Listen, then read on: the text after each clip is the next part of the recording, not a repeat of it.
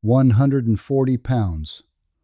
Off 1/2-acre row in Kentucky, summer of 1934. Drought year. No pipe, no timer, no hose. Not one tomato split on the vine. Walter Boyd watered that row exactly once a week. A galvanized can poured slow at the base of the plant, never on the leaves. Today, most of us cannot keep a $4 plant alive long enough for a second meal. The difference between his row and ours comes down to one number. It has nothing to do with fertilizer. Now I want you to sit with that a minute, because I know what you are thinking. You are thinking you have already tried. You bought the plant in May with the little tag on it that said, "Heavy Producer." You watered it. You watered it faithfully, most evenings, standing there with the hose in your hand after supper, and you felt good about it. And by the middle of July, the shoulders were cracked open like a dropped melon. The bottoms went black and leathery. The lower leaves went yellow and spotted and marched up the plant a little further every week until you were looking at a bare green stick with 3 ugly tomatoes on it. That is not your fault. I want to say that plainly before I say anything else, because I think a lot of folks carry a small private shame about this. You did not fail because you have a brown thumb. There is no such thing as a brown thumb. You failed because every single thing you were sold to help you was sold by somebody who makes money when you come back next spring and buy it all again. The hose, the oscillating sprinkler, the little battery timer that screws onto the spigot, the moisture meter with the needle that never quite settles. The bottle of tomato food with the picture of a tomato on it that is a nicer tomato than any you have ever grown. Every one of those is a product. Not one of them is a method, and the method is the only part that was ever free. My name is Levi Yoder. I am Amish. I farm in Elkhart County, Indiana, and my wife Miriam says I talk slow, and she is right, but slow talk carries fewer lies. It is the middle of August as I say this to you. The second cutting of hay is in the mow, and Miriam has been putting up tomatoes 4 days running now with the summer kitchen door propped open with a brick because the house gets to be too much. So this is not a subject I read about somewhere. This is what my hands have been in all week. Everything I know about this, and about a good deal else besides, is written down in a book, and that book lives at levyoder.com and nowhere else on this earth. There is a paper copy, printed and bound and mailed to your door, for the folks who do not trust the computer, because I have heard from too many of you who got burned on a download you could never open. I will tell you that plainly one time, and then I will not bring it up again, and we will spend the rest of our time together on the thing itself. And I will make you a promise while I am here. I am going to tell you exactly what I do, in the order I do it, with what it costs at my hardware store this month, and I am going to tell you where it stops working and what it will not do. That second part is the part nobody selling you anything ever says. So here is the number. 12. 12 inches. That is how deep the water has to reach, and that is how deep the roots go when it does. Not the gallons, not the days, not the brand on the bottle. 12 inches of wet ground under a tomato plant, once a week, in one long, slow pour at the base of the stem. Walter Boyd's row was watered to 12 inches on a Saturday morning and not touched again until the next Saturday morning, and it held 140 pounds of unsplit fruit through a drought year that dried up creeks in 3 counties. Your row gets wet to 2 inches every evening after supper. 2 inches. That is the whole difference. Everything else that goes wrong on your plant, the splitting, the black bottoms, the yellow spotted leaves creeping up, the curling, all of it comes down off of that one number, and I am going to show you exactly how in a minute. But first you have to know why, because if I just hand you the method, you will drift back to the hose by the second week of July. Anybody can follow a rule for 10 days. You will only hold to a thing all summer if you can see in your mind what it is doing under the ground. So here is why it works, and I will tell it slow. A tomato root does not go looking for water. That is the first thing folks have backwards. A root does not have a nose. It cannot smell moisture across the yard and go after it. A root simply grows into ground that is already wet enough for it to grow into, and it stops where the wet stops. That is the whole of it. The root follows the water, and the water is put there by you. And so the shape of that plant's whole root system underground is a shape you drew with a hose, whether you meant to or not. Now think about what you drew. You stand there in the evening, you spray for 2 or 3 minutes, the top of the bed goes dark and looks watered, and you go inside. That water went down about 1.5 inches, maybe 2 on a good soft bed. The roots grew into that top 2 inches because that is where you put the wet, and they stayed there because there was never any reason to go lower. You have built a plant with its whole life savings sitting in the top 2 inches of soil, and the top 2 inches of soil in an Indiana August is the most violent place on that whole farm.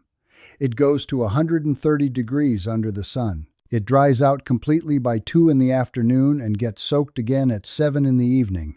Wet cooked, dry wet, cooked dry, every single day. That plant is not growing in soil. It is growing in a frying pan that somebody throws a cup of water into twice a day. The engineers have a long name for the wetting and drying cycle. We just call it the plant never gets a settled meal. Now take Walter Boyd's row.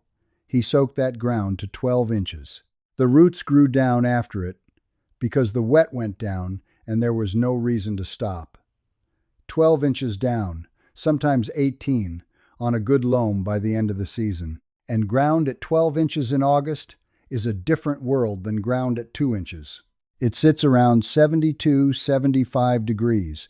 It does not swing. It does not cook. It holds the water it was given for 6 or 7 days and lets it go slow. So his plant was drinking steady, at one even rate, all day and all night, in the middle of a drought, out of a reservoir he filled once a week with a can. And here is what that steady drinking does, and this is the part that will change how you see the whole business. A tomato splits, because the fruit takes on water faster than its own skin can stretch. The skin sets first. The skin is essentially finished growing while the inside is still filling. So if the inside gets a sudden shove of water, a flood after a dry spell, the inside swells and the skin does not, and it opens. That is a split. Every crack ring around the shoulder of your tomato is a photograph of a day you were away and it did not rain, followed by a day you came home and gave it a drink, or a day the sky did. Deep soil at 12 inches does not shove. It hands the water over a spoonful at a time. That is why Boyd, in a drought, in a year when his neighbors lost half a crop, did not split a single fruit. He was not gentler with the water. He was further from it. And now the leaves. He never wet them. And that was not fussiness either. Early blight and septoria leaf spot, which is the yellow with the little dark freckles that starts at the bottom of the plant and walks up, those are fungus, and a fungus spore cannot get into a leaf unless that leaf stays wet for something like a couple of hours together. Dry leaf? The spore just sits there and dies. Wet leaf at 7 in the evening with the sun going down and no wind. That leaf is wet all night long, 8, 9 hours. You are not watering your plant with that sprinkler. You are incubating it. Every overhead sprinkling in the evening is a fungus growing session that you are paying the water company to run for you. And it is worse than that because the spores mostly live in the soil, and what puts them up on the leaves is water hitting bare dirt and splashing. Rain does it too, but rain you cannot help. The sprinkler you can. So now you know what you are aiming at. 12 inches of wet ground once a week. The question every one of you is asking right now is the honest, practical one. How much water is that? And how do I know when I got there without buying something? Let us do that math, and I am going to do it the way it actually works, instead of the way the back of a bottle says it. The old measure is 1 inch of water a week on a garden, and in a hot, dry spell like this August, 1.5 inches. An inch of water over 1 square foot of ground is a little over 0.6 of a gallon. Call it 6/10. A tomato plant standing on its own in a row is drinking off of a patch of ground about 3 feet across because that is where its roots run once you let them run. 3 feet across is right around 7 square feet of ground. 7 square feet at 6/10 of a gallon apiece is 4¼ gallons per plant per week for 1 inch. In a real August with the heat on, 1.5 inches, so 6½ gallons. That is your number for a plant in the ground. Round it in your head to 2 full trips with a 2-gallon galvanized can, then a third half trip. 3 pours. Now here is where the bottle on the shelf lies to you, because that number moves with your dirt, and it moves a lot. If you have sand, and you will know because it pours through your fingers dry and it never makes a ball, 1 inch of water goes down about 12 inches all on its own. Sand cannot hold water. It hands it straight down and lets it go. So on sand, your inch gets you to depth easy, but the ground will not keep it 7 days. On sand, you are watering twice a week, and I am not going to lie to you and say once. 2 pours of about 3½ gallons, 4 days apart. If you have loam, which is the good black crumbly ground most gardens sit on, an inch goes down 6 to 8 inches.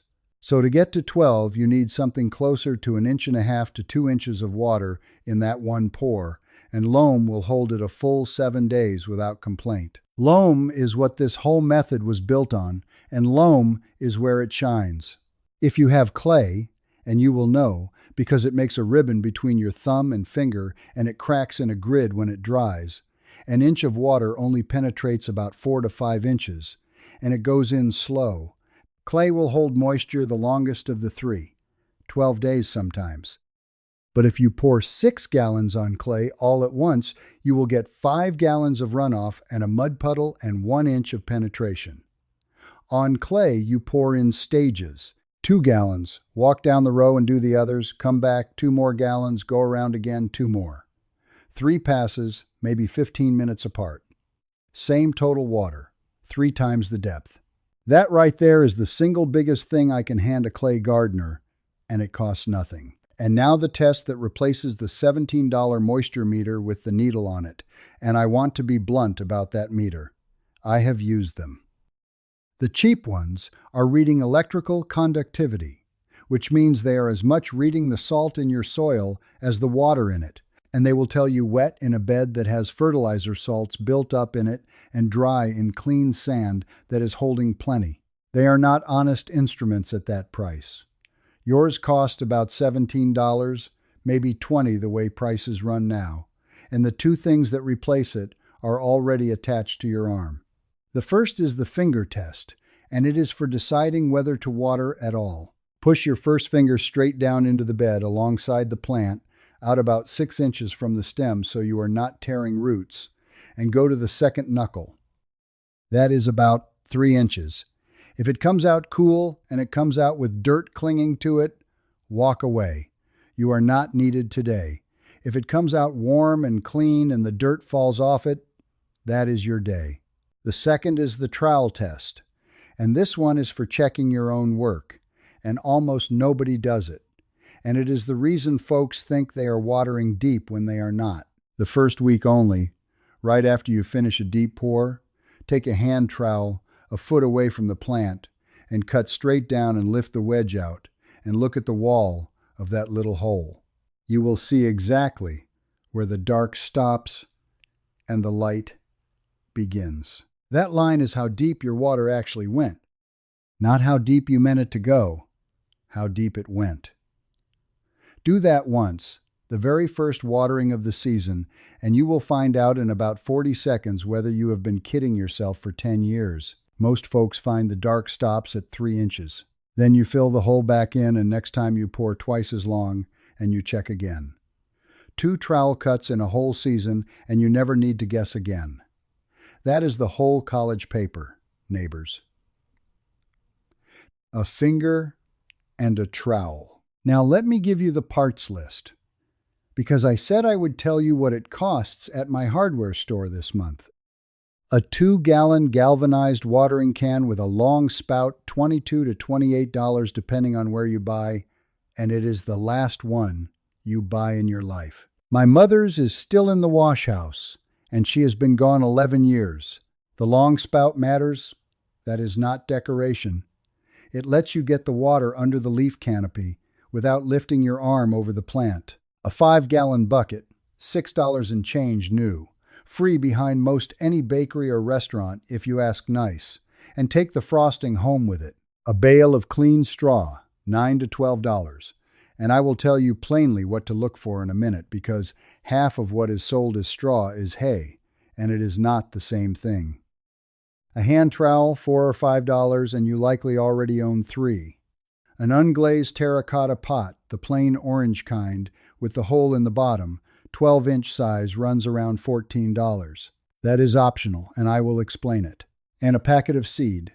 And here I want you to look at the rack carefully. There will be 2 kinds on that rack. There will be a packet marked F1, which is a hybrid, $4.25 this spring at our feed store. And there will be a packet that says open pollinated or heirloom, $2.85. The F1 packet will very likely grow a fine tomato this year, but an F1 cannot reproduce true to itself. Save the seed, and next summer you get something scattered and wrong and disappointing, which means you come back.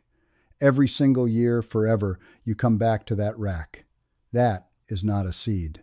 That is a bill sold to you as convenience. The open pollinated packet you buy once, and if you let 2 good fruits go soft on the counter and scrape the seed out onto a paper towel, you never buy tomato seed again, as long as you live. Rutgers, Amish paste, Homestead, any of those. They patented the hybrids, friend, because a saved seed is a bill they will never collect from you again. Total on that list, under $60, and better than half of it is once in a lifetime. Now compare that to the aisle they want you in. A drip irrigation starter kit with the tubing and the emitters and the pressure regulator, $89. And the emitters clog with the lime in our well water inside of 2 seasons. A hose end timer, $38. The moisture meter, $17. A bottle of tomato food, $12.75, and you will buy 2. That is right at $160 every 3 years or so, as things crack and clog and the batteries corrode green in the timer. And here's the part that ought to make you sit up. Every one of those things is designed to do the same wrong thing. They all deliver a little water often, the timer especially.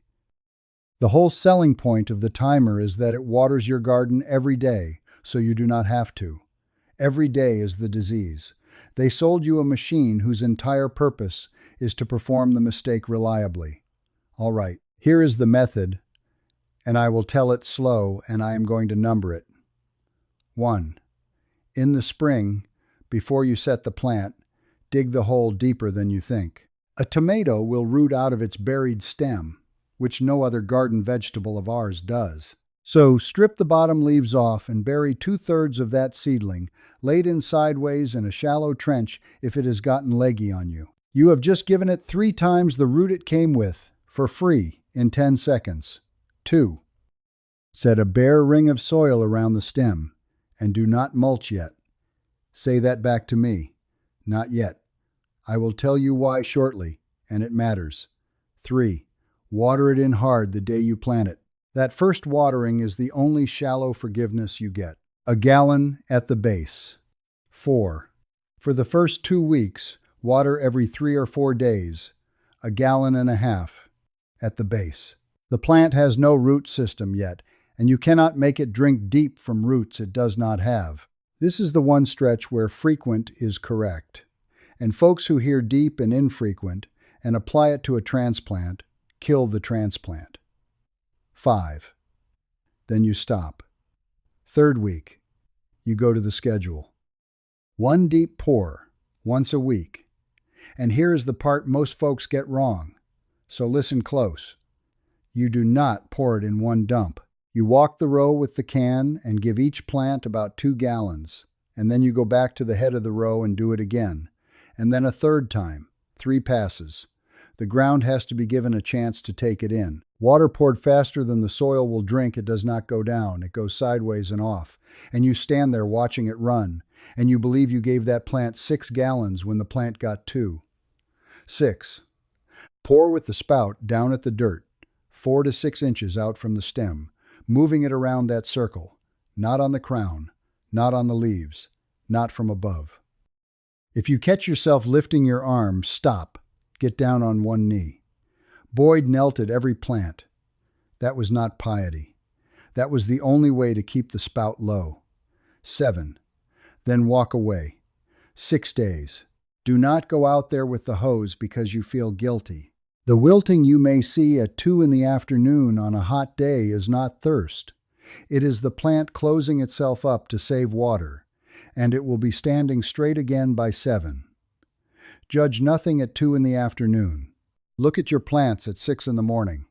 If it is wilted at 6 in the morning, then it is thirsty, and only then. Now the mulch, and I told you I would come back to it because this is where a good many careful people go wrong out of pure eagerness. Mulch is not a nice extra.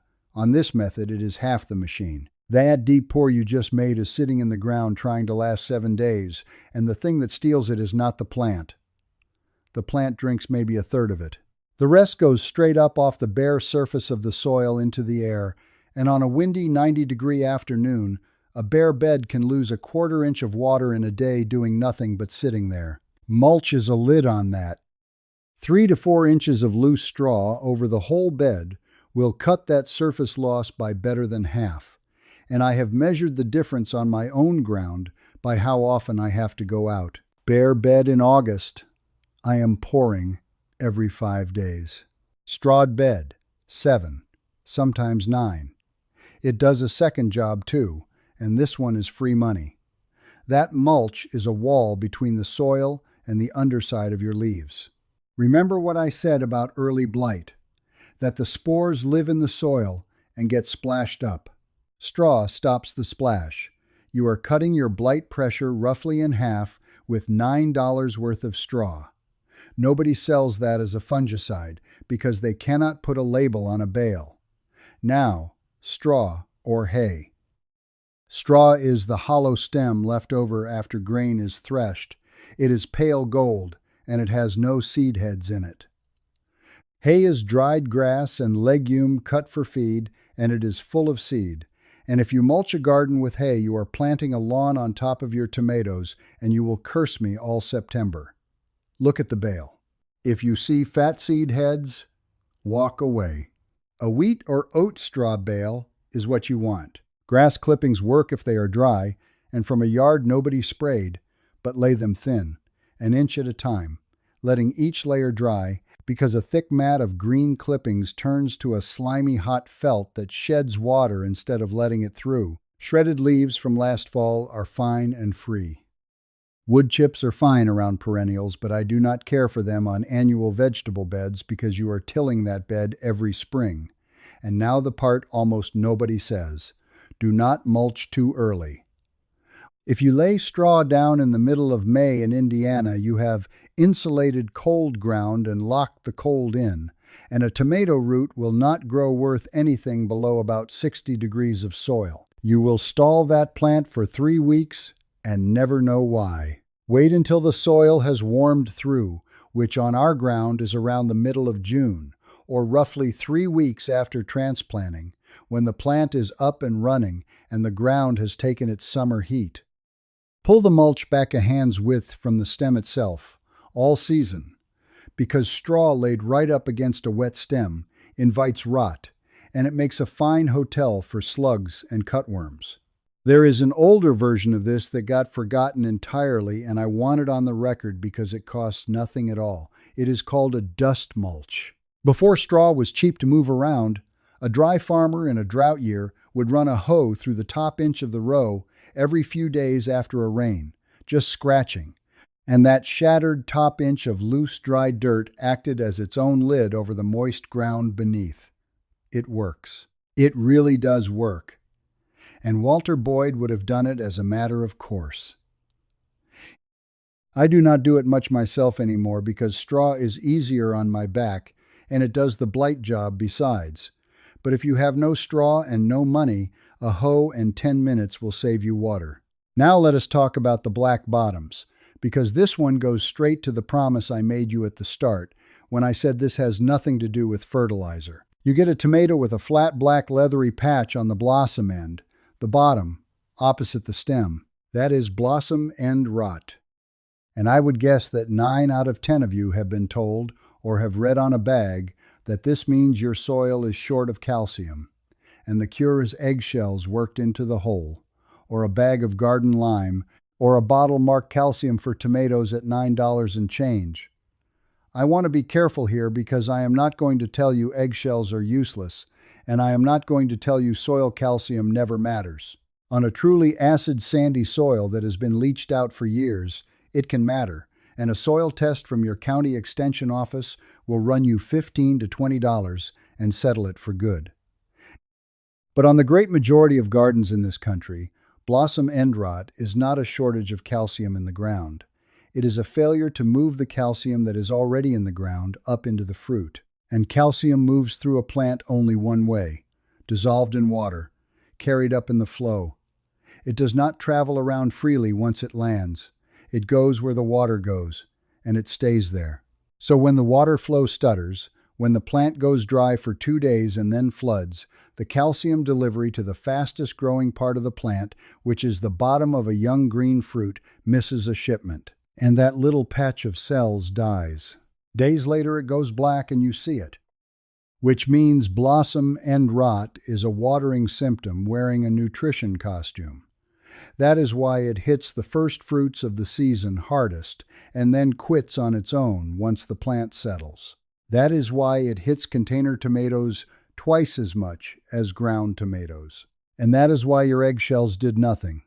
Eggshells are calcium carbonate in big hard pieces, and they take years to break down enough to matter. You did not do anything wrong. You did exactly what the bag told you to do. The bag was written by somebody with a bag to sell, and there is no bag to sell for. Pour it slower and cover the ground.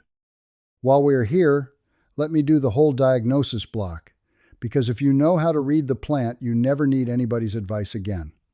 Mine included. Cracks and rings around the shoulder, or one deep split from the stem down. Cause is a sudden shove of water into a fruit whose skin had already set, usually a heavy rain or a heavy watering after a dry stretch. Fix is the deep weekly pour and the mulch, which together flatten out the swings. And if a big rain is coming and your fruit is dead ripe, go pick it. That is what your grandmother did, and it was not superstition. Black leathery bottoms. Blossom end rot, which we just did. Fix is even water, not calcium, mulch, and the weekly deep pour. It will stop on its own once the plant gets a steady drink. Lower leaves going yellow with small dark freckles in them, working up the plant. Early blight or septoria. Fix is mulch to stop the splash, water at the base only, and pull the bottom 8 or 10 inches of leaves off the plant so nothing hangs down where it can be spattered. Get those pulled leaves out of the garden. Do not compost them. Leaves curling upward and inward, but a good deep green, and the plant otherwise fine. That one is usually not a disease and not a shortage. It is heat and heavy pruning, and it is the plant protecting itself. And it will pass.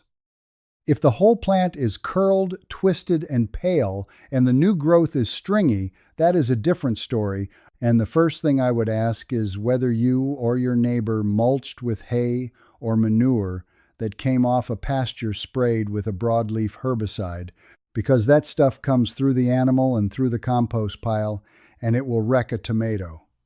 Yellowing that starts at the very bottom leaves and comes up slow. No spots. Plant still setting fruit. That is often just the plant retiring its old lower leaves as it gets on in the season, and it is not an emergency. If it is fast and the whole plant is pale, that is nitrogen, and that is the one time of the year I will tell you a feeding is honestly called for. Plant wilting at 2 in the afternoon and fine at daybreak. That is not thirst. Do nothing. Plant wilting at daybreak with wet soil. That is bad news, and it is usually a wilt disease in the soil or drowned roots. Water more will not fix it, and it will make it worse. Now, some of you will ask about substitutions, and I will get ahead of you. because I know the questions and they are good ones. Can I use a hose instead of a can? You can, and I do sometimes on a long row, but take the nozzle clean off and let it run at a trickle laid on the ground at the base of the plant, and count. A garden hose with no nozzle at about a quarter turn puts out something near a gallon a minute, so it is 4 to 6 minutes at each plant, and you will be shocked how long that feels. Set a timer on the porch. What you must not do is spray, and what you must not do is leave it and forget it. And every one of us has flooded a bed that way. Can I use a soaker hose? Yes. That one is honest work, and I have no argument with it. It puts water at the ground and keeps leaves dry, which is the whole point. Just know it lays water in a narrow band and takes a good hour to get down to 12 inches, and lime and hard water will plug it in a few seasons. Run it long and seldom, not short and often. Same law. Can I use the buried clay pot, the olla? Yes, and it is a beautiful old thing. An unglazed terracotta pot buried to its neck between two plants, filled and covered with a flat stone, weeps water out through its own wall directly to the roots. $14, works with no pipe and no power. 2 warnings, and they are real. Never leave one buried through a hard freeze. Water in the clay will split it. Pull them in the fall. And a glazed pot does not work at all. The glaze is the whole problem. It has to be plain, porous clay. Can I use rainwater? You can, and you should, and I would rather you did. Rain has no chlorine and no lime in it. A single decent roof will fill more barrel than you can carry. Can I skip the mulch? You can, and you will simply be watering twice as often and getting more blight, and that is the honest trade. What you must not swap is the timing. Do not take this whole system and then run it every other day because it feels safer. Deep and often is worse than shallow, and often you will rot the roots outright. The infrequency is not a hardship you are enduring. It is the active ingredient. Before I go on, I want to say a word to the folks who do not have a row. I get letters from people in a trailer with a concrete pad and 4 feet of railing, and from a woman in Arizona with nothing but a balcony. And I am not going to pretend the ground rules carry over untouched, because they do not. In a container, almost every law above flips. A pot has no reservoir. There is no 12 inches to reach down into. So, the deep and infrequent rule, which is the whole spine of this video, does not apply to a bucket. And if somebody tells you otherwise, they have never grown a tomato in one. In a container, you water when the top inch is dry to your knuckle, which in a July heat may well be every single day, and sometimes twice. What you keep from everything I have said is the other half. Water at the soil and not the leaves. Water until it runs out the bottom holes. Every time, no sips, because a sip only wets the top and salts build up in the bottom of a pot that never drains through. And the size is not negotiable. 5 gallons is the floor for one plant, and 10 is better.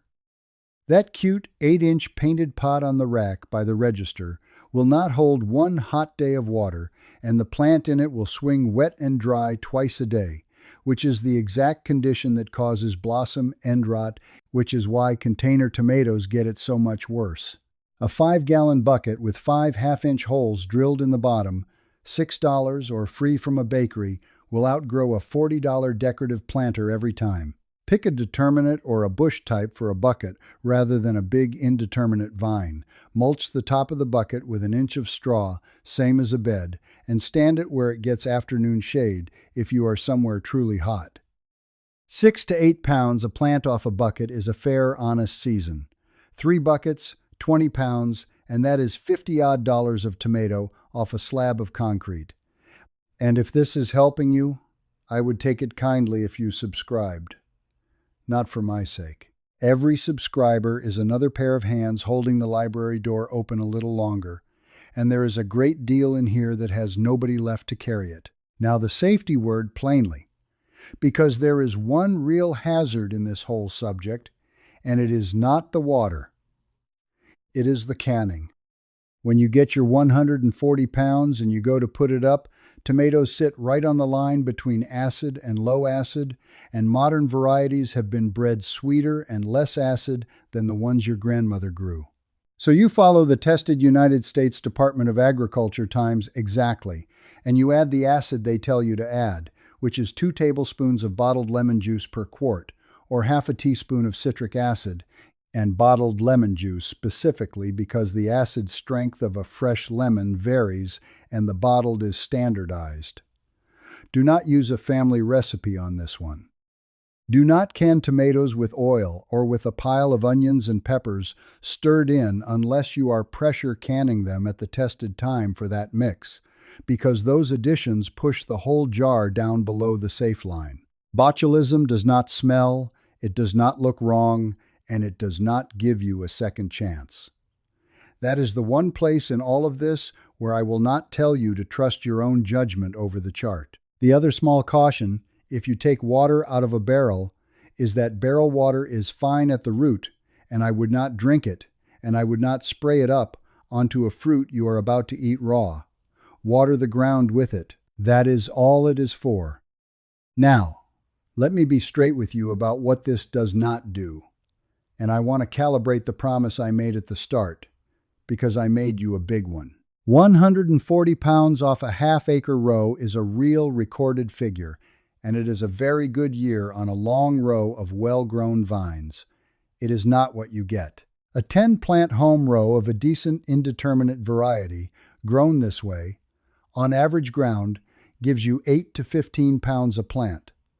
So somewhere between 80 and 150 pounds, and in a bad year with a cold, wet June and blight coming early, 60. That is honest.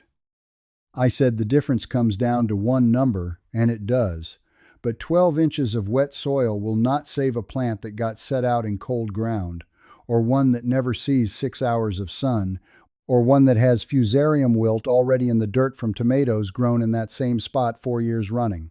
Move your tomatoes. 3-year rotation, even if that means 3 different corners of a small yard. And this method will not make a bad-tasting variety taste good, and it will not beat a late blight year, and it will not do a thing about deer. And it takes an entire season to show you what it did, because you are growing roots in June for fruit you will not see until August. That is the hardest part of it. It asks you to be patient in a stretch where nothing visible happens. Now, who profits? There is a tremendous amount of money in a household that waters a little bit every day. There is no money at all in a household that pours 6 gallons on a Saturday and walks away. Look at what the daily model sells.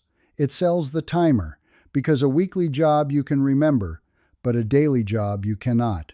It sells the drip kit with its emitters and its filters and its pressure regulator, and the emitters clog, and you buy them again. It sells 30% more household water, which is the outdoor share of the meter for most American homes, and there is a utility on the other end of that meter that has never once written you a letter suggesting you water less often. It sells the moisture meter, because once you have been taught that your own hand is not good enough, you will buy an instrument. And it sells the bottle of tomato food to fix the black bottoms, which the daily watering caused in the first place.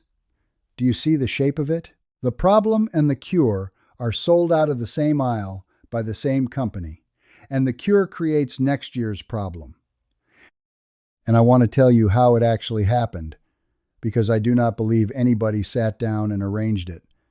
Between about 1946 and 1968, 3 things happened to the American backyard in one generation. Cheap, pressurized municipal water reached the new suburbs, and for the first time in this country's history, a household could turn a handle and have unlimited water at no thought and almost no cost. The oscillating lawn sprinkler came off the assembly lines onto every hardware shelf, and it was invented for grass, which genuinely does want frequent shallow water, and it got pointed at the vegetable bed because it was already there. And the garden department moved into the chain store, where floor space goes to what sells repeatedly, and a galvanized can that lasts 50 years does not sell repeatedly. In one lifetime, the job of watering a garden moved off the knees of a woman with a can and onto a machine bolted to a spigot. Nobody outlawed the watering can. Nobody had to. They just made sure the shelf at eye level was full of the other thing. I do not call that a conspiracy. It is worse than a conspiracy, because nobody had to sit down and agree to it. 1,000 small decisions, each one perfectly reasonable on its own, and at the end of it, 2 generations of people who never learned that the ground is a bucket. Let me do the honest math for you. $60 of one-time tools, and about half of that outlives you.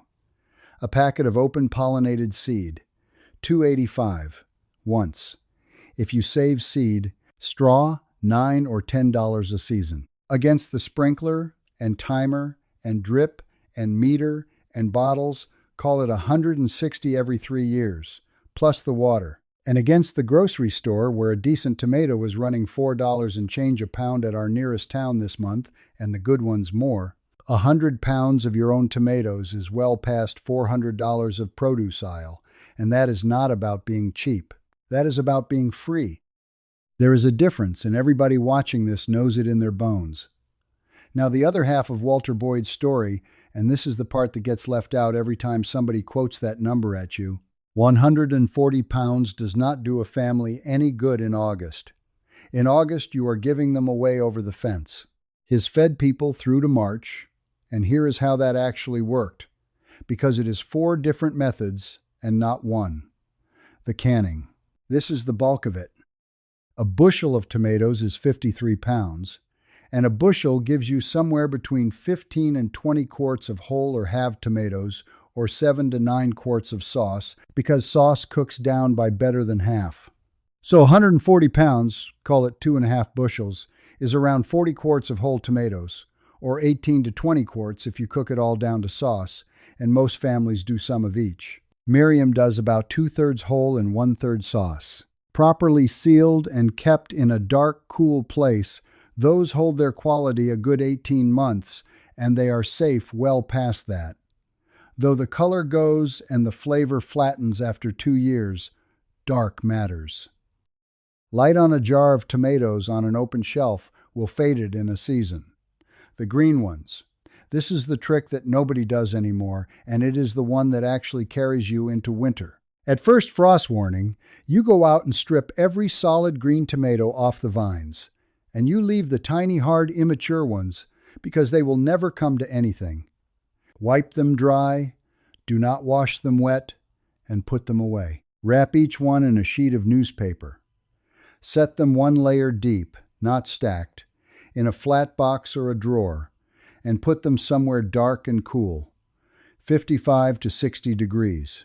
A cellar shelf, a back closet on an outside wall, a spare room you do not heat. Then look through them once a week.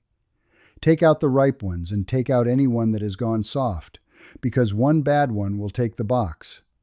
They come along slow, a few at a time, over 6 to 10 weeks. Cooler and slower is better. Boyd was still setting a ripe tomato on his table around Christmas out of a box under a bed, and that is not a legend. That is just what everybody did. The drying. Halved and salted lightly and dried until leathery, tomatoes keep a year in a jar in the dark and take up almost no room. They will not stand in for a fresh tomato, but in a soup in February, they are the whole summer coming back at you. And the last one, which is free. 2 of your best fruits, the 2 you would have been proudest to show anybody, do not eat them. Let them go soft on a saucer on the windowsill. Squeeze the seed and jelly into a cup of water. Let it sit and ferment 3 days until it smells sour and grows a skin. Pour the floaters off. Rinse what sank. Dry it on a plate, not a paper towel, and put it in an envelope in a drawer. That is next year's row and the year after that. That is the piece they cannot sell you, and it is the piece that makes the whole thing yours. Now let me say the whole thing once more, slow. For the folks with a pencil, write this down. The number is 12. 12 inches of wet soil. Once a week, 1 deep pour, not a daily sprinkle. 4 1/4 gallons per plant per week in mild weather, 6.5 in a hot, dry August, for a plant in the ground. On sand, split it into 2 waterings, 4 days apart. On clay, pour it in 3 passes 15 minutes apart so it soaks instead of running. Pour at the base, 4 to 6 inches out from the stem.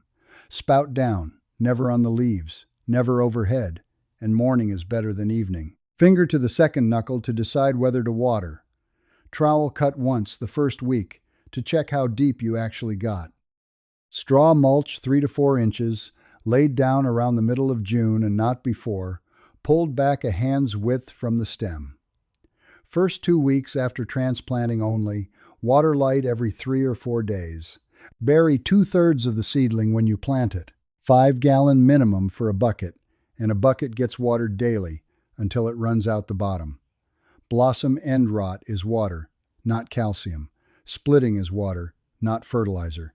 Blight is wet leaves and splashed soil. Green tomatoes wrapped in newspaper, 1 layer, 55 to 60 degrees, dark, checked weekly. 2 tablespoons of bottled lemon juice per quart when you can. That is the whole of it. So, here is what I want you to do this week. And it is one thing, not the list. Go out to your tomato this evening and cut 1 trowel hole a foot from the plant, 6 inches deep, and look at where the dark soil stops. Just look, then fill it back in. That is the entire homework. It takes 40 seconds, and I would bet a good deal that what you see there is going to explain the last 5 summers to you. And I will tell one on myself before I go, because I do not want you thinking this came to me easy. I was 14, and my father let me have the end 8 plants of the row on my own. It came off hot the first week of July, and I got scared, and I watered them every evening with the hose held up high because I liked how it looked in the low sun. All that spray lit up. By the 1st of August, every fruit on my 8 was split open, and the bottom half of every plant was yellow and freckled. My father walked down and looked at it a long while, and did not say one word about it. He just came out the next morning with the can and handed it to me and knelt down at the first plant and put the spout in the dirt. That was the whole lesson. Cost me 8 plants, taught me the crop. You will botch one somewhere too, friend. And that is not the end of anything. That is just how a thing gets learned when nobody wrote it down. The old folks in our church have a saying that a handful of patience is worth more than a bushel of brains, and I have never known it to be truer than of a tomato row in July. Now, before you go, I want to hear from you. What did your grandmother do in her garden that nobody in your family does anymore? The can, the sunken clay pot, the shallow furrow she ran water down, the pan of dishwater carried out the back door and poured at the base of a plant. Put it in the comments and tell me what county you write from. I read every single one, I truly do, and better than half of my best videos started as somebody's memory down there. And if you spent your working life at this trade, if you were a county agent or a market grower, or you farmed 40 years, I would be glad to hear what I got right and what I got only half right, because I am one man on one farm. One word of caution before I let you go. If you see anybody in the comments pushing some miracle book or a seed deal I never mentioned, that is not me, and it is not a friend of mine. I have the one book, and it lives at levyoder.com and nowhere else. Next time we are going to talk about the root cellar, and about why a cellar that keeps potatoes will ruin your onions, and what our grandmothers did about that with nothing but a curtain and a crock. And for the folks watching from Australia and South Africa, flip my calendar around. Your time for all of this is coming in October. Miriam has the last of the paste tomatoes on the summer kitchen table as I say this, and she is going to have me carrying jars down the cellar steps until dark. And our neighbor Amos Bontrager is coming over in the morning to help me get the second cutting under cover before the rain that is supposed to come Thursday. That is where things stand here. I hope your row is doing well, and if it is not, there is still time this season to change one thing. That knowledge did not die. It just got quiet for a while, and tonight it is back in your house where it belongs. Do not let it die twice. The Lord bless you and keep you, and I will see you next time if we are spared and willing.